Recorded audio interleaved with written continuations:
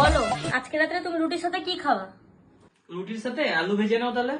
আলু ভাজা? আলু ভাজা তো কালকে রাত্রেই খেলে, ডেলি ডেলি কেউ একই খাবার খায় নাকি? তাহলে একটা কাজ করো, ঢেঁড়স ভেজে নাও। ঢেঁড়স? ঢেঁড়স গুলো তো সব নষ্ট হয়ে গেছিল, ফেলে দিয়েছি। তাহলে একটা কাজ করো, তাহলে তরকারি করে নাও। তরকা? তরকাতে তো ডিম থাকে, তুমি জানো না ডিম খেলে আমার অ্যালার্জি হয়। তার মানে কি তুমি চাও যে আমি খাবারটা না খাই? তোমার যা ইচ্ছা তাই করো তো।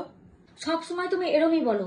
আমি জানি তো তুমি তো রান্নাতে আমার কোনো হেল্প করতে পারবে না, কি খাবা সেটাও ঠিক মতো বলতে পারবে না। তাহলে চিকেন এনেছি, তাহলে চিকেনটা করো। চিকেন? তার মানে আমি জানতাম তুমি এটাই বলবা এই গরমে। তার মানে তুমি কি চাইছো এখন আমি এই গরমে রান্না করতে যাবো? তাহলে একটা কাজ করো, ফ্রিজে মাটন রাখা আছে, ওটাই গরম করে দাও। মাটন? তুমি জানো না ডাক্তার তোমাকে কি বলেছে? মাসে একবার মাটন খেতে, একবার। তোমার কিছু রান্না করতে হবে না, তুমি যা খাবা তাই খাবো। আমি জানতাম তুমি এটাই বলবা, ওই জন্য আমি 1 ঘন্টা আগে বিরিয়ানি অর্ডার দিয়ে দিয়েছি। বিরিয়ানি খাবো, বুঝলে?